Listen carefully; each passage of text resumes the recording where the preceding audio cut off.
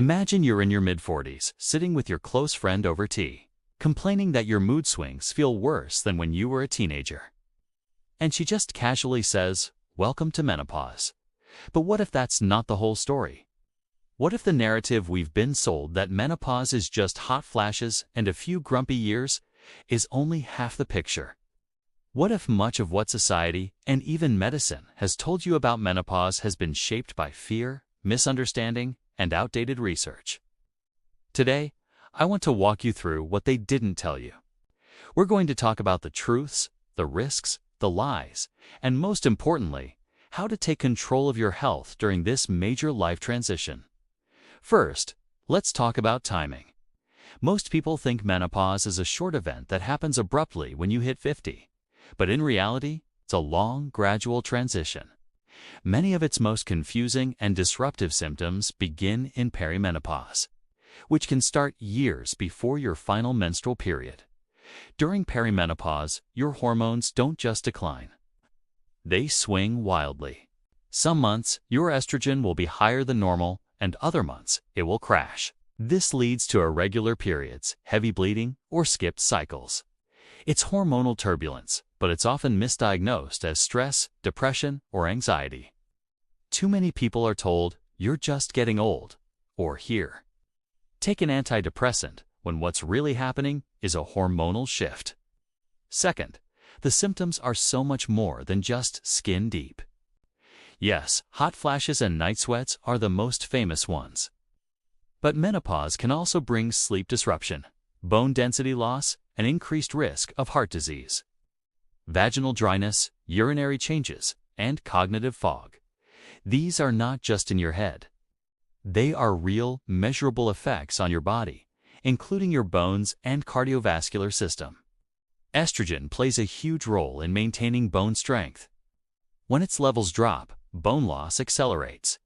That's why menopause isn't just an inconvenience. It's a critical turning point for your long-term health. Now, let us get to one of the biggest lies: the idea that hormone therapy is too dangerous for most women. For decades, the message was HRT equals risk. Based largely on a study from the early 2000s called the Women's Health Initiative, or WHY, but its findings were generalized to all women. Even though the study population was older, many in their 60s and beyond and used older hormone formulas. That blanket fear shut down a lot of treatment options for younger menopausal people who could have benefited tremendously. But recently, something big changed. In 2025, the U.S. Food and Drug Administration began removing its strongest caution, the black box warning, from the word of 20 hormone-based menopause therapies. This is historic. The FDA's reassessment, prompted by new analysis, shows that when hormone therapy is started within 10 years of menopause onset or before age 60, the risks are far lower than previously portrayed. The FDA is now asking drug companies to update their product labels, making the language around heart disease, breast cancer, and dementia risks more balanced and accurate. Let me be clear. This isn't a free pass to start hormone therapy without thinking. The decision must always be a personal one, made between you and your doctor. But what's changed is that medicine is finally accepting nuance. Your age, your health history, the type of hormone, and the delivery method, whether it's a pill, patch, or local cream, all of these things matter. Beyond hormones, there is no one-size-fits-all solution. There are excellent non-hormonal treatments and lifestyle changes that can make a huge difference. Cognitive behavioral therapy can help with sleep issues, mood swings, and even hot flashes.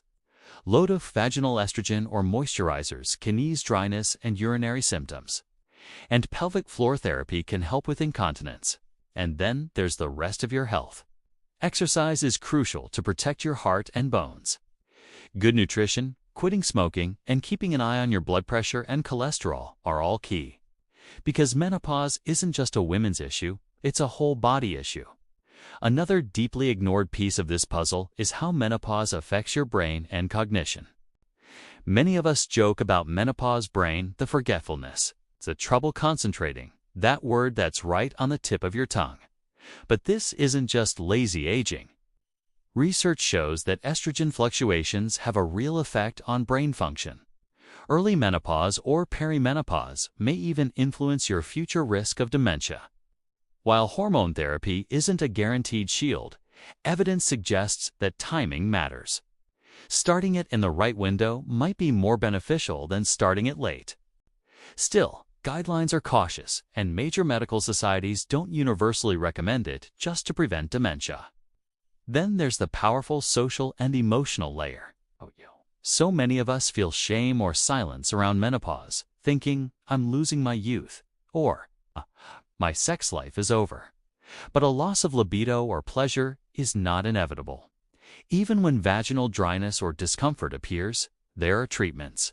Local estrogen, lubricants, and pelvic therapy can restore comfort and intimacy. The message that menopause is something to just endure or hide is wrong, and it's harmful. It's also a workplace issue. Think about it. People in their 40s and 50s are often at the peak of their careers with major family and leadership responsibilities.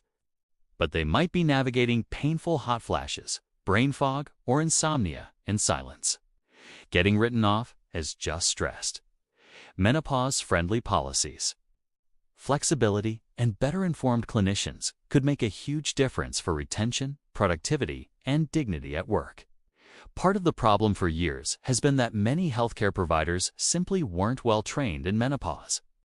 Medical education often treated it as a side note, not a specialty.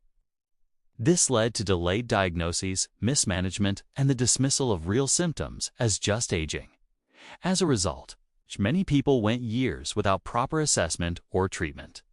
And serious conditions like osteoporosis and cardiovascular risk weren't addressed in a timely way.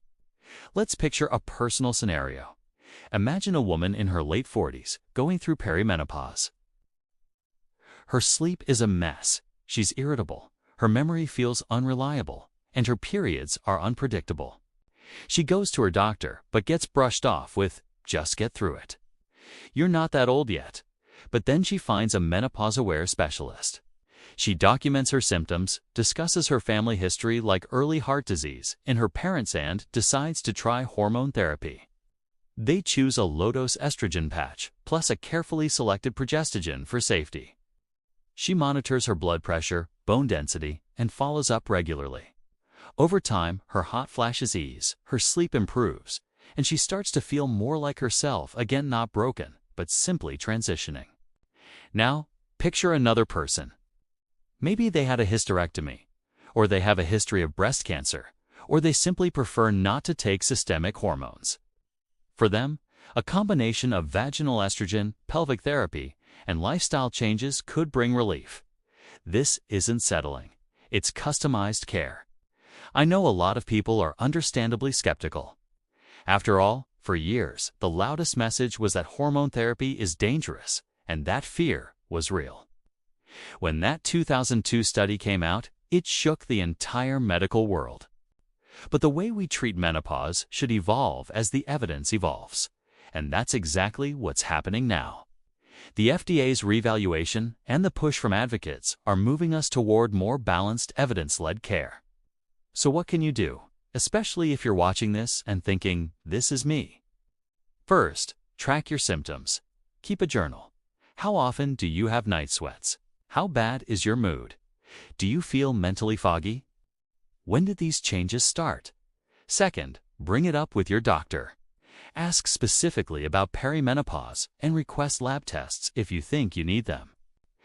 Third, talk about your goals. Do you just want symptom relief, or are you more worried about long-term bone or heart health?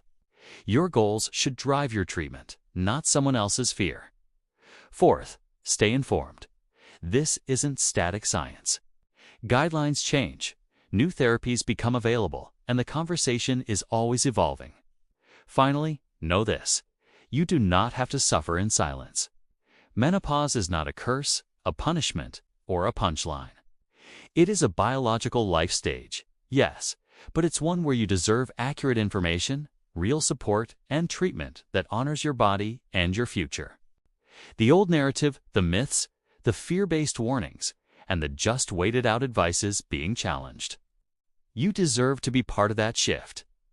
They may have lied to you about menopause.